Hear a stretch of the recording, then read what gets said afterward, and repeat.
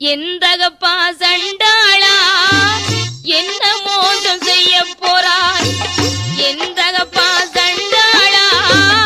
என்ன மோசம் செய்ய போறாய் எந்த ஒரு தேவாதைக்கும் என்னை பலி கொடுக்க போறாய் எந்த ஒரு தேவாதைக்கும் என்னை பலி கொடுக்க போறாய்